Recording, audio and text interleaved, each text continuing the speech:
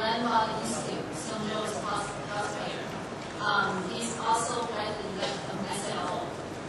His topic today is opportunity to fast-track Chinese herbal therapies into clinical practice through research levels. Thank you. I'm also chairing this, going to be chairing this session, so I thought first of all I'd give an overview and a flavour of the topics that the rest of the panel are going to enlarge upon later on. We've heard a lot today already about the importance of translating traditional knowledge using modern technology into scientific basis that can be evaluated, particularly in a Western culture where there are quite high standards, as you've seen, for new product evaluation when introduced into the marketplace. So I'm going to go through some of the challenges that I believe that Chinese herbal medicine will have to go through to be widely used in oncology, certainly in most Western countries. But what I'd like to say at the beginning is that I have, for many years now, have had a very deep respect for Chinese medicine and the expert Chinese medical practitioners that practice Chinese medicine. So if at any time I seem to be disparaging because of the fact that I believe there should be heavy scientific context to Chinese medicine, I certainly do not wish any offense to the beautiful culture of Chinese medicine, which of course has been around for many thousands of years.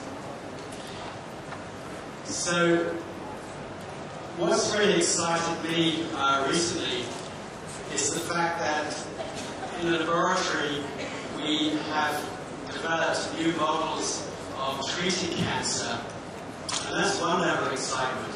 But the second level of excitement is the plethora, the vast amount of data now which suggests that many herbal products, many botanicals and their derivatives, in fact are interacting with these very subtle mechanisms which are preventing cancer growth and metastasis.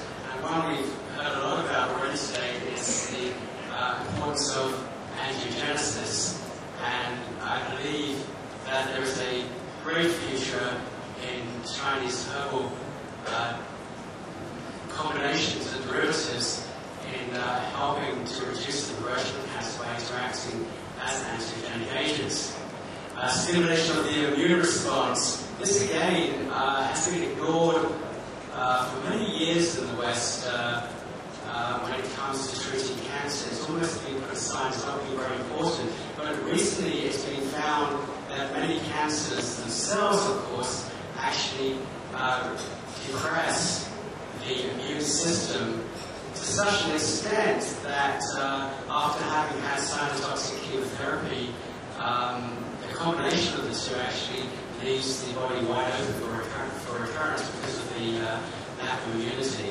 And the new mechanisms that have been explored in conventional medicine include vaccinating against tumor antigens. But unfortunately, this has not been proven so far to be very useful. One reason for that is that it's not going to be helpful if you vaccinate if you don't actually have a vibrant immune system to start with. So again, I think there's a very important role for Chinese herbal products and combinations in stimulating the innate immune system, the basic innate immune system, so that the adaptive immune system can work through targeted vaccination.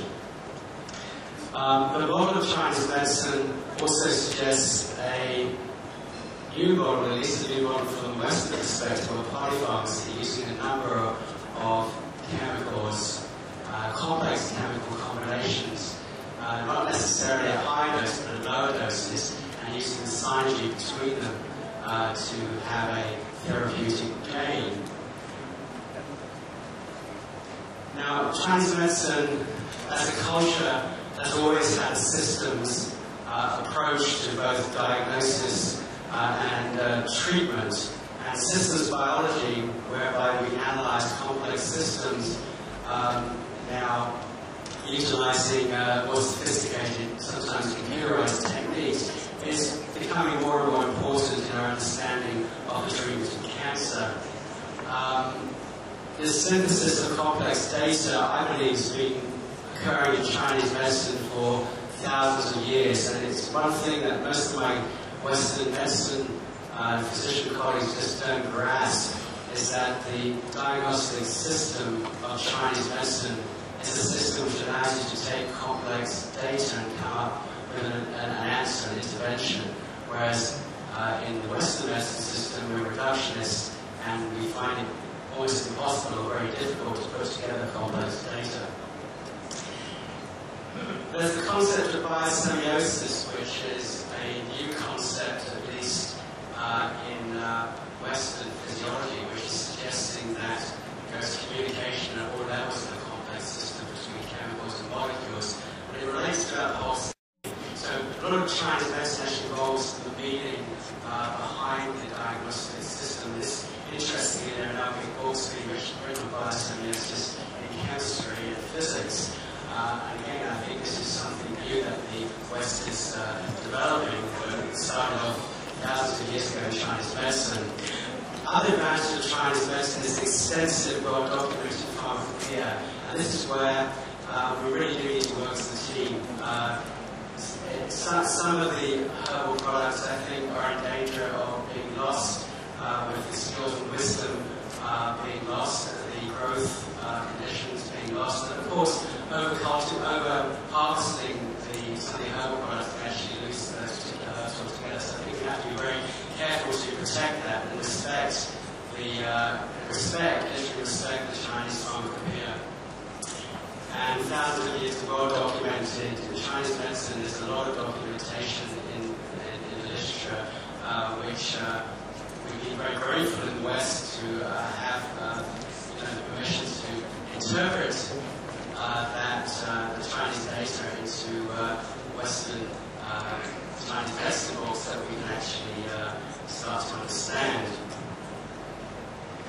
Now, the Chinese theory of cancer, and again, excuse me, because I'm not a Chinese medical practitioner, I'm just a Western physician looking at Chinese medicine from the outside in many ways.